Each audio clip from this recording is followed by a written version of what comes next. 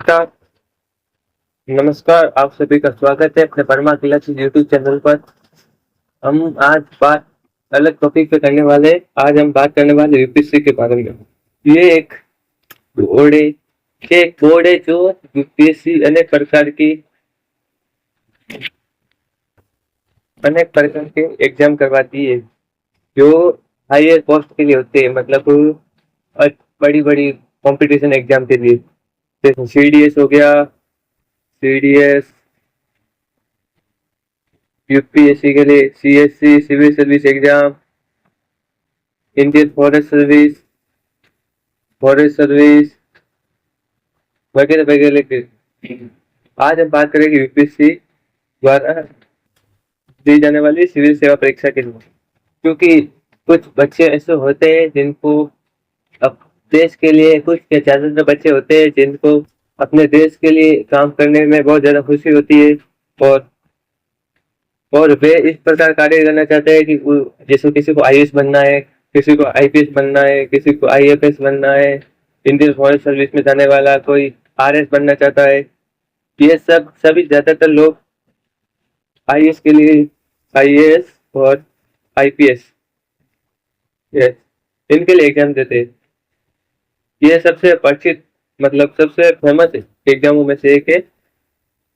आज इनके बारे में पढ़ेंगे। ये हमारी बनाई गई है जो आपको अपने टेलीग्राम चैनल पे मिल जाएगी, Verma classes YouTube channel Telegram पर। ये देख सकते हैं, मैंने बनाई है वर्मा क्लासेस। तो हम बात करते हैं कि सिविल सर्विस में रणनीति कैसे होती है, परीक्षा किस प्रकार होती है, इनके रोड मैप बनाते हैं। नॉर्मल बनाए सिविल सेवक संघ लोक सेवा आयोग, UPSC, union public service commission आयोग। सिविल सेवा परीक्षा देश की सबसे गौरवमय और चुनौतीपूर्ण परीक्षा में से, गौरवमय मतलब सबसे बड़ी रैंक वाली पोस्ट है, और सबसे चुनौती थोड़ी कठिन है कि उनको अपना दिमाग चला के कार्य करना पड़ता है, और क्या कार्य करना पड़ता है जिससे समाज को और देश को फायदा हो।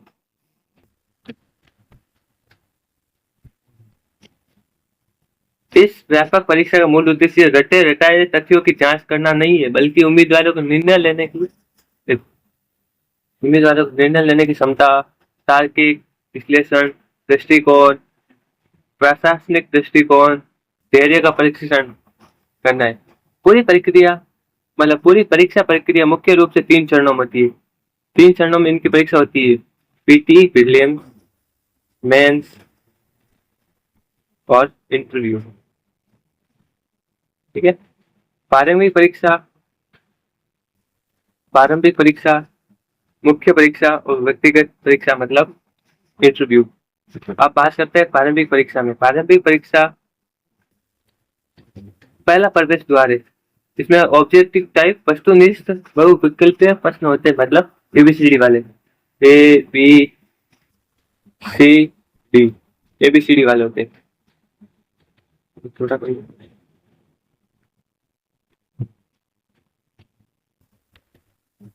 किसी, ये समझ लो क्वेश्चन नंबर 1 है। क्वेश्चन 1, इसमें ऑप्शन ए दिया हुआ है, 1, 2, 3, 4, 5। इनमें से जो करेक्ट होगा उन पर टिक लगाना।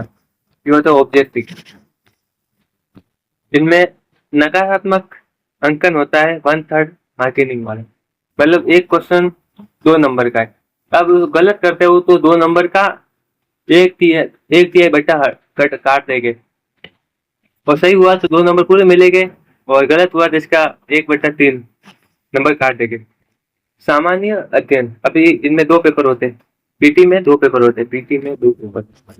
पहला होता है GS1, GS1।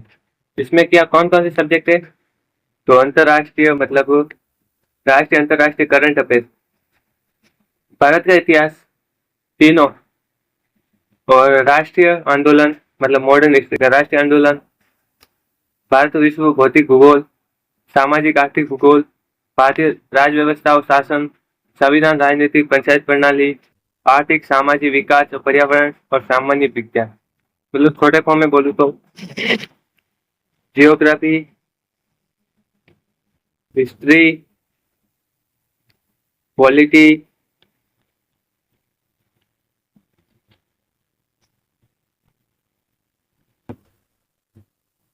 Ecology and environment,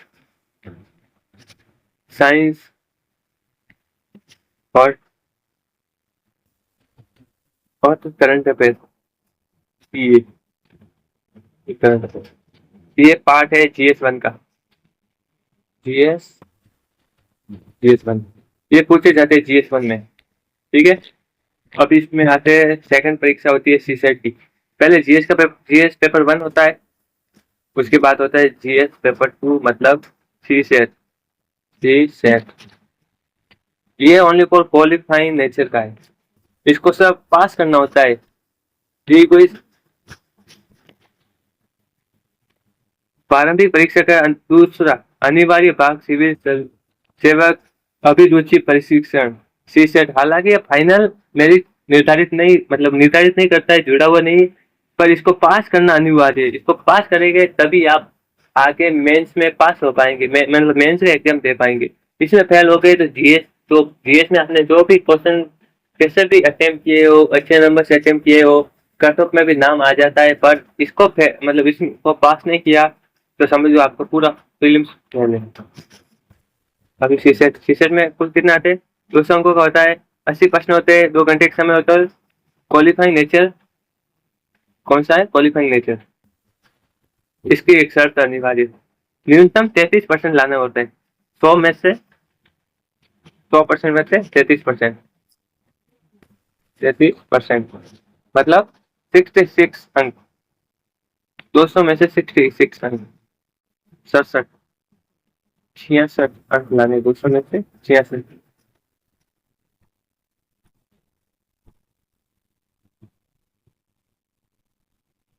यदि उम्मीदवार इसमें असफल हो जाता है तो उसका सामान्य अध्ययन पेपर 1 जांचा नहीं जा सकता।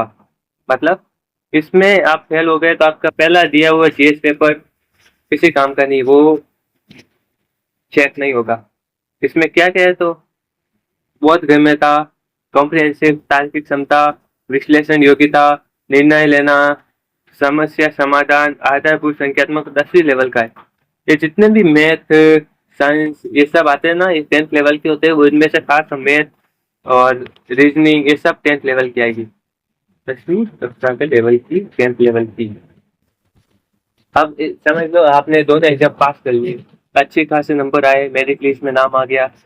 अभी तो आप फिर जाओगे मुख्य परीक्षा में। अब मुख्य परीक्षा में क्या क्या होता है तो वर्णनात्मक मतलब राइटिंग पेपर होगा, मतलब एक शीट दी जाएगी, फिर में क्वेश्चन लिखा होगा, फिर आपको लिखना पड़ेगा सब्जेक्टिव टाइप पे। समझे?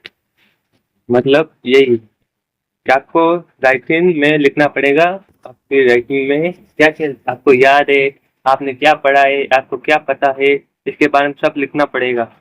अंतिम चयन रैंक मुख्य आधार बनाती है। इसमें जो आप पास करो, मतलब पेपर 9 पेपर होते हैं, उनमें से 5-6 पेपर होते हैं या 7 पेपर होते हैं जिनको आप पास करोगे तब इनसे नंबर जुड़ेंगे। 9 पेपर होते हैं, इनमें से 2 तो केवल भाषाई पेपर होते हैं जो क्वालिफाइंग वाले होते हैं, इनको क्वालिफाई करना मतलब पड़ता है। वैसे ये आसान होते हैं, ये भी 10th लेवल के आते हैं। विशेष 7 प्रश्न पत्रों के अंक 250, एक पेज, एक पेपर का पेपर 250 नंबर का होता है, ठीक है। एक पेपर 250 नंबर का होता है और कुल मिला के पूरे मेंस में 1750 अंक की एक मेरिट लिस्ट आती है। आपको पूरे मेंस में 1750 अंक में से नंबर लाने हैं। अब इनके पेपर के बारे में जानते हैं। इनके पेपर के बारे में सामान्य अध्ययन प्रश्न पत्र विश्लेषण, सूक्ष्म विश्लेषण अध्ययन में हम क्या जानते हैं? 7 महत्वपूर्ण, हमने आगे पढ़ा 7 महत्वपूर्ण प्रश्न पत्र पाठ्यक्रम बारीकी समझे, मेरिट सूची के निर्धारण करते। निबंध, पहला जीएस पेपर आता है निबंध, जैसे जीएस नॉर्मल GS1 कहते हैं, पर निबंध इसको अलग नाम से कहते हैं। इसमें निबंध आते हैं। निबंध प्रश्न पत्र उम्मीदवारों को 2 अलग अलग खंडों में एक एक विषय चुनकर 2 विस्तृत निबंध लिखने होते हैं। इनकी शब्द सीमा 1000 से 1200 शब्द प्रति निबंध होती है। मतलब ये आ गया पेपर, इसमें 2 भाग हो गए। भाग ए में 4 या 5 निबंध लिखने होते हैं, उनमें से 4-5 निबंध होते हैं, उनमें से 1 लिखना होता है। 1 निबंध लिखना होता है 1000 से 1200 शब्दों में।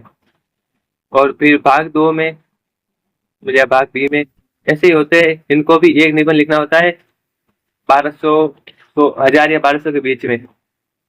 और किन में आते हैं ये? दार्शनिक, सामाजिक, आर्थिक और सामाजिक मुद्दे, मतलब करंट अफेयर, इनसे जुड़े आते हैं। ये क्या दर्शाता है? अपने रचनात्मक हम कितना दूर तक सोचते हैं, हमारी सोचने की क्षमता कितनी है, और हम विचार किस प्रकार विचार करते हैं। हमारे विचार सकारात्मक है, नकारात्मक है, या दोनों का मिक्सर है, ये न्यूट्रल है, किस प्रकार हम देखते हैं। अभी सामान्य अध्ययन GS1, इसे GS1 कहते हैं नॉर्मली, मतलब बोलचाल में, पर ये GS2 है, 250 अंक का होता है। ऊपर वाला भी आपको पता है, ये भी 250 का, ये नीचे वाला भी 250 का, सब 250 की होते हैं ज्यादातर। ये मुख्य रूप से देश दुनिया के इतिहास, कला संस्कृति, भूगोल, भारतीय समाज, अंतर संबंध समर्पित है। इसका विस्तृत पाठ्यक्रम निम्नलिखित आधारों पर स्थित है, मतलब इसमें क्या क्या है तो भारतीय विरासत और संस्कृति, मतलब आर्ट एंड कल्चर, प्राचीन काल से आधुनिक काल तक कला के रूप मतलब वास्तुकला, मिंत्र की शैली, मूर्ति कला, सिक्के वगैरह वगैरह। किताबें, ग्रंथ, वही इतिहास, साहित्य, आगे देखो किताबें, वास्तुकला के मुख्य पहलू। आधुनिक भारत का इतिहास 18वीं शताब्दी के मध्य से लेकर वर्तमान समय तक की महत्वपूर्ण घटनाएं, व्यक्तिगत व्यक्तित्व और प्रमुख मुद्दे। व्यक्तित्व मतलब महात्मा गांधी, लाल बहादुर शास्त्री, सुभाष चंद्र बोस, जो भारतीय जो क्रांतिकारी और महत्वपूर्ण नेता हुए, उनके बारे में। प्रमुख मुद्दे के अंग्रेजों ने क्या प्रकार की प्रशासन व्यवस्था चलाई, अंग्रेजों ने भारत के सुधार में क्या क्या कार्य किए। प्रमुख मुद्दे ये हो गए, उस समय की समाज की स्थिति कैसी थी वो, और जो महत्वपूर्ण घटना हुई, जैसे राष्ट्रीय आंदोलन हो गए 18वीं शताब्दी से वर्तमान तक, राष्ट्रीय आंदोलन हो गए, अंग्रेजों को भारत से कैसे, मतलब अंग्रेजों ने भारत को कैसे छोड़ा, उनको भारत को किस प्रकार कंगाल किया, भारत के किसानों की हालत कैसी थी, सैनिकों की हालत कैसी थी, महत्वपूर्ण घटना चौरा चौरी कांड, और मतलब चंपारण आंदोलन वगैरह वगैरह, सब घटनाएं, महत्वपूर्ण घटनाएं, उनके बारे में, व्यक्तित्व और प्रमुख मुद्दों के बारे में पढ़ने।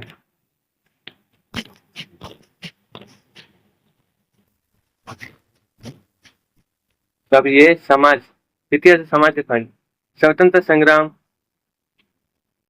विभिन्न चरण, मतलब स्वतंत्र संग्राम के लिए कितने चरण हुए, जैसे गांधी के लिए 3 चरण माने जाते हैं, उदारवादी, मतलब उदार कांग्रेस के 3 चरण माने जाते हैं, गांधीवादी, उदारवादी, उग्रवादी वगैरह वगैरह। अलग अलग हिस्सों में योगदान देने वाले व्यक्तित्व, विशेष प्रयास। स्वतंत्र के बाद एकीकरण, राज्यों के पुनर्निर्माण, मतलब भारत आजाद हो गया, उसके बाद भारत टुकड़ों में था, तो उनका एकीकरण किया गया। नेहरूवादी युग, चुनौती, नेहरू प्रधानमंत्री बने नेहरू जी, तब उन्होंने क्या के सामने चुनौती आई है? रियासतों का एकीकरण, रियासतों का ऐतिहासिक विलय, के जैसे ऐतिहासिक विलय की रियासतों के विलय के समय कुछ रियासत ऐसी थी जिनको विलय करने में बहुत दिक्कत आई, जूनागढ़, हैदराबाद, जोधपुर, कश्मीर, ऐसे।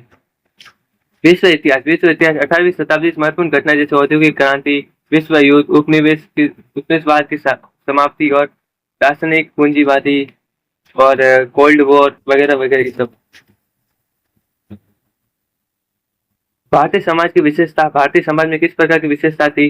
भारतीय संस्कृति, सामाजिक विविधता, के भारत में सांस्कृतिक और सामाजिक विविधता कैसे, भारत में 4 से मतलब 5 से 6 प्रकार के धर्म होते हैं, अलग अलग क्षेत्र, भारत में अलग अलग क्षेत्र की अलग अलग विविधता होती है, जैसे कश्मीर से लेकर पूरे हिमालय रीजन में गर्म, जो मतलब ज्यादातर गर्म कपड़े पहने जाते हैं, राजस्थान में सूती कपड़े पहने जाते हैं, और मतलब तमिलनाडु में, मतलब दक्षिण भारत के ज्यादातर क्षेत्रों में लुंगी पहनी जाती है, तो कहीं जींस पैंट पहनते हैं। दिल्ली जैसे एरिया में महिलाएं साड़ी पहनती है, तो कहीं कुछ अलग क्षेत्र में कुछ अलग पहनते हैं, उनकी संस्कृति अलग है, उनका नृत्य अलग है, भाषा भाषा में भी मतलब विविधता पाई जाती है, वगैरह वगैरह। महिलाओं की भूमिका, महिलाओं के साथ कैसे व्यवहार होता था प्राचीन भारत से लेकर अब तक, महिलाओं का संगठन, गरीबी, विकासात्मक विषय, शहरीकरण समस्या और समाधान। मतलब समाज में जितने भी प्रकार की संस्कृति है, विविधता है, भूखमरी, मतलब जितने भी समस्या आ रही है, शहरीकरण हो रहा है, इसमें क्या समस्या आ रही है, उनके समाधान के साथ उनके बारे में चर्चा करनी पड़ती है। सामाजिक मुद्दे में क्या आता है? वैश्वीकरण का वैश्वीकरण, भारतीय संस्कृति और समाज पर प्रभाव। जैसे ग्लोबलाइजेशन हुआ तो भारतीय संस्कृति पे क्या प्रभाव पड़ा? तो हम प्राचीन भारत से लुंगी, धोती, कुर्ता ये पहनते थे। फिर धीरे धीरे हमने जीन्स अपना लिया और पाश्चात्य मतलब पश्चिमी संस्कृति को धीरे धीरे अपना लिया। हम उसमें खो गए बिल्कुल। पिज्जा, बर्गर वगैरह का सेवन करने लगे, वो खाने में मतलब हम खाने लगे इस प्रकार।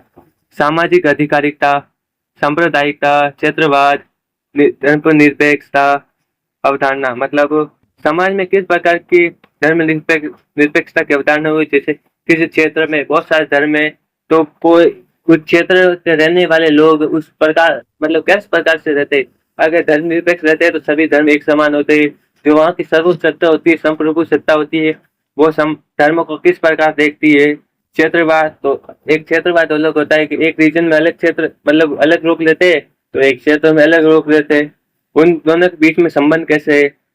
सांप्रदायिकता कि एक ही धर्म में कितने प्रकार के धर्म मतलब व्यक्तित्व, विचारधारा के व्यक्तित्व रहते हैं, विभिन्न विचारधारा व्यक्ति वाले व्यक्ति रहते हैं। सामाजिक अधिकारिकता वगैरह। अभी भूगोल में क्या पढ़ते हैं? तो भूगोल में क्या है? विश्व के भौतिक भूगोल का पहलू, भौतिकी घटना मतलब भूकंप, सुनामी, ज्वालामुखी हलचल, चक्रवात, वैज्ञानिक अध्ययन और संसाधनों का वितरण। दक्षिण एशिया, भारतीय उपमहाद्वीप, पूरे विश्व में प्रमुख प्राकृतिक संसाधनों का वितरण, प्राथमिक द्वितीय क्षेत्रों के उद्योगों को विस्थापित करने के जिम्मेदार कारक। अब जीएस टू का मतलब जीएस थर्ड समझो, इसे जीएस टू में होते। इसमें क्या? राज्य व्यवस्था, शासन व्यवस्था प्रणाली, सामाजिक न्याय, अंतर्राष्ट्रीय संबंधों पर पूरी तरह केंद्रित है। ये पूरी तरह से भारतीय शासन व्यवस्था पर आधारित है।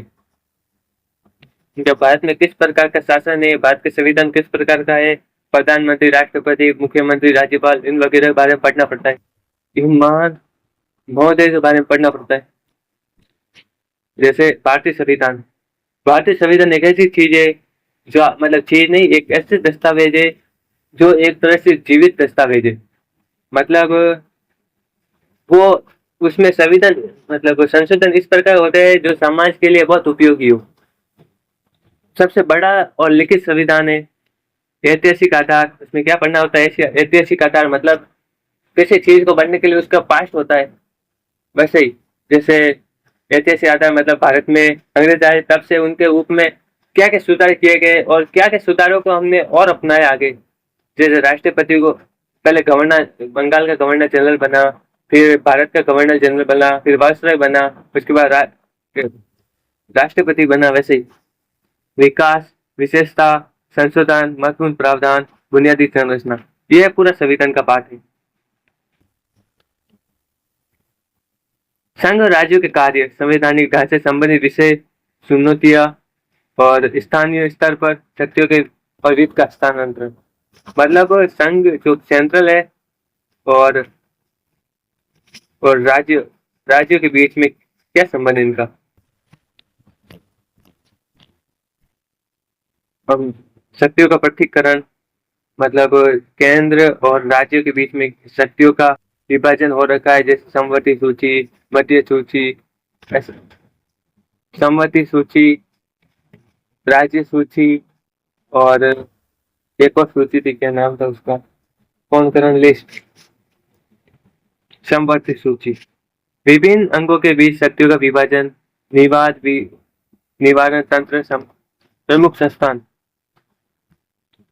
संसद और राज्य विधायिका, संरचना, कार्य संचालन, शक्तियां, विशेषाधिकार, उत्पन्न होने वाले विभिन्न कानूनी मुद्दे, कार्यपालिका, न्यायपालिका, सरकार के मंत्रालय, विभाग, जवाब समूह, औपचारिक अनौपचारिक संघों की प्रशासनिक भूमिका, जन प्रतिनिधि अधिनियम, चुनाव प्रणाली, जन प्रतिनिधि अधिनियम, आरपीए, मुख्य विशेषताओं चुनाव, संवैधानिक विनियामक निकाय, संवैधानिक पदों पर नियुक्ति, शक्तियां, उत्तरदायित्व, संस्थागत ढांचा, शासन व्यवस्था में सरकारी नीतियां, गैर सरकारी संगठन, एनजीओ, स्वयं द्वारा सामूहिक रूप मतलब स्वयं सहायता समूहों की भूमिका, ई गवर्नेंस मॉडल, पारदर्शिता, जवाबदेही। अब आते जीएस थर्ड के जीएस 2 में 2 पॉइंट और है। सामाजिक न्याय, केंद्र राज्य द्वारा कमजोर वर्गों के लिए कल्याणकारी योजनाएं, स्वास्थ्य, शिक्षा, मानव संसाधनों से जुड़े अंतरराष्ट्रीय सामाजिक क्षेत्रों का प्रबंधन। अंतरराष्ट्रीय संबंध, आईआर मतलब भारत और अन्य देशों के बीच होने वाले संबंध, भारत उसके पड़ोसी देशों के साथ द्विपक्षीय क्षेत्र, वैश्विक संबंध, वैश्विक संगठन, UN, WTO, IMF, world bank, उनकी कार्य प्रणाली, प्रवासी भारतीयों का महत्व। अब आते सामान्य अध्ययन जीएस थर्ड। यह पेपर अत्यधिक गतिशील और व्यवहारिक है। इस देश में आर्थिक विकास, तकनीकी उन्नति, पर्यावरण, राष्ट्रीय सुरक्षा के मुद्दे को कवर करती है। इनमें 4 चीजें पढ़नी होती है। इकोनॉमी, इंडिया की economy, science, ecology, environment, NE, और इंटरनल सिक्योरिटी।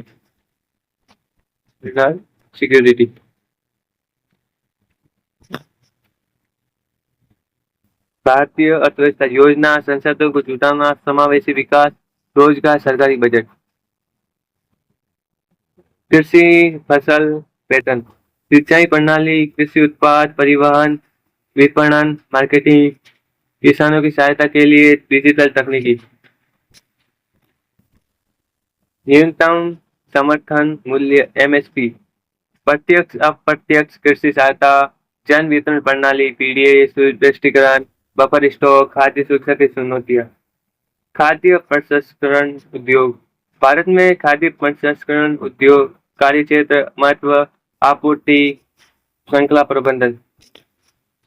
भूमि सुधार उदारीकरण, देश में किए गए भूमि सुधार, एलपीजी सुधार, एलपीजी वो गैस वाला नहीं, एलपीजी उदारीकरण, वैश्वीकरण, और एक और था याद नहीं आ रहा एलपीजी का, प्राइवेटाइजेशन, निजीकरण। एलपीजी सुधार का अर्थव्यवस्था प्रभाव, बुनियादी ढांचा, ऊर्जा, सड़क, बंदरगाह, रेलवे, निवेश मॉडल।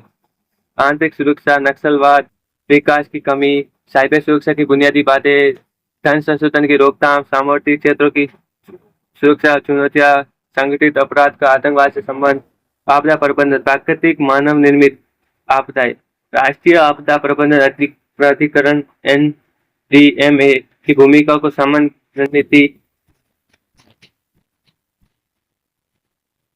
सामान्य अध्ययन 4, जीएस 4, नीति शास्त्र। नीति शास्त्र मतलब इथिक्स, ये भी 250 अंक का ही होता है।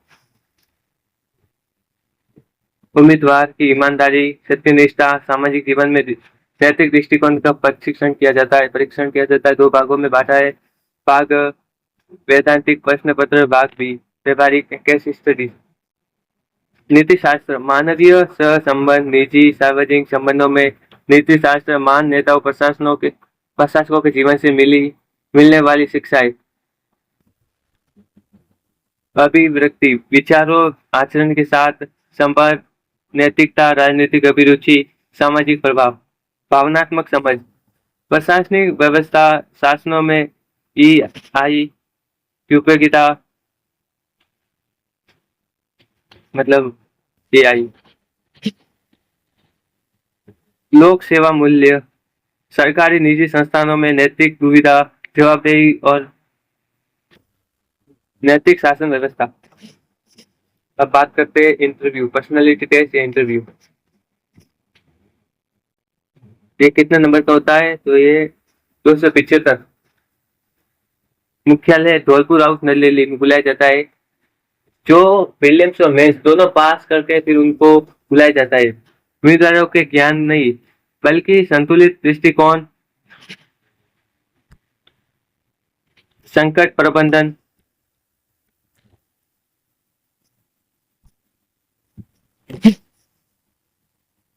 275 अंकों के साक्षात्कार के लिए धौलपुर हाउस नई दिल्ली में बुलाया जाता है। इसमें उम्मीदवारों को ध्यान नहीं बल्कि यह देखा जाता है कि उनका दृष्टिकोण, संकट प्रबंधन, ईमानदारी और लोक सेवक बनने की मानसिकता, उपयुक्ता मूल्यांकन आदि किया जाता है। कि उनमें ज्ञान नहीं देखा जाता कि ज्ञान तो फिर फर्स्ट और सेकंड एग्जाम में देख लिया है, फिर आप ये देखते हैं कि ये देश को किस प्रकार चला सकते हैं। जिनमें उनका संतुलित दृष्टिकोण देखते हैं कि कौन सी बात सही है, कौन सी बात गलत है, अगर सही है तो सही क्यों, गलत है गलत क्यों। संकट प्रबंधन किसी, अब समझ लो ये किसी राज्य या जिले में अपने पोस्ट पे है, तो उनके कुछ संकट आ गया, जैसे खाद्य संकट आ गया या प्राकृतिक संकट आ गया, तो उनमें कैसे वो निपट सकते हैं उनसे, उनकी ईमानदारी किस प्रकार है, लोक सेवक बनने की मानसिकता किस प्रकार है, तो देश को नुकसान करेंगे या देश को फायदा करेंगे। ये साइंस मतलब साइंस एंड टेक के बारे में आप बाद में देख सकते हैं आराम से, क्या है कि AI के बारे में, ग्लेचिंग तकनीकी, क्रिप्टोकरेंसी, दूरसंचार, साइबर सुरक्षा, आंतरिक प्रगति, जैव प्रौद्योगिकी, रक्षा प्रौद्योगिकी, स्वदेशीकरण, संपूर्ण पाठ्यक्रम समय सारणी। आप देख सकते हैं कि 1 से 3 महीने तक आप बुनियादी NCERT पढ़िए 5 से 6 घंटे आराम से, या 3 घंटे आप हर दिन रेगुलर पढ़ेंगे 3 घंटे, तो आपके अच्छे से हो पाएगा। कोर सब्जेक्ट में क्या होता है, भूगोल, इतिहास, राजनीति, जो बड़े सब्जेक्ट होते हैं उनको कोर सब्जेक्ट कहते हैं, वो आप पढ़े आराम से। बस दिन के 3 घंटे देंगे ना आप, दिन के 3 घंटे, तो रोज के 3 घंटे देखिए, दिन के 3 घंटे रिवीजन टेस्ट। प्रामाणिक पुस्तकें क्या है तो देख सकते हैं आप, पॉलिटी के लिए M लक्ष्मीकांत है, आधुनिक भारत के लिए स्पेक्ट्रम, कला संस्कृति के नितिन सिंघानिया, भूगोल के लिए 11-12 की ज्योग्राफी, भौतिक भूगोल, मानव भूगोल NCERT, CC लियोन, और एक माजिद हुसैन भी है। एक अर्थव्यवस्था के लिए रमेश सिंह, नितिन सिंघानिया की पुस्तक बजट सहित आर्थिक सर्वेक्षण, ये दोनों है, दोनों में से आप कोई भी देख लीजिए। विज्ञान प्रौद्योगिकी, विज्ञान साइंस और टेक्नोलॉजी के लिए क्या करना है, तो आप मानक संदर्भ पुस्तक रवि P अग्रहरि द्वारा लिखित विज्ञान प्रौद्योगिकी और मैक्रो हिल पब्लिकेशन 500 ऑनलाइन मिल जाएगी या मार्केट से भी मिल जाएगी आराम से, पूरे सिलेबस को कवर करती है। करंट अफेयर के लिए the Hindu, the Indian Express, प्रत्येक रविवार को आने वाली science technology, science and tech page, ISRO के DRDO की आधिकारिक वेबसाइट पे प्रेस रिलीज,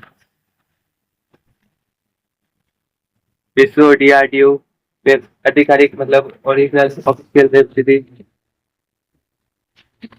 ये 15 पृष्ठों की प्रीमियम डिजिटल ई बुक आपके अकादमिक मार्गदर्शन के लिए वर्मा क्लासेस द्वारा विशेष रूप से डिजाइन की गई है। तो मैं ये बुक अपने टेलीग्राम चैनल पर अपलोड कर दूंगा, आप वहां से देख लीजिएगा, एक बार वापस पढ़ लीजिएगा, कुछ समझ नहीं आए तो कमेंट कर लीजिएगा।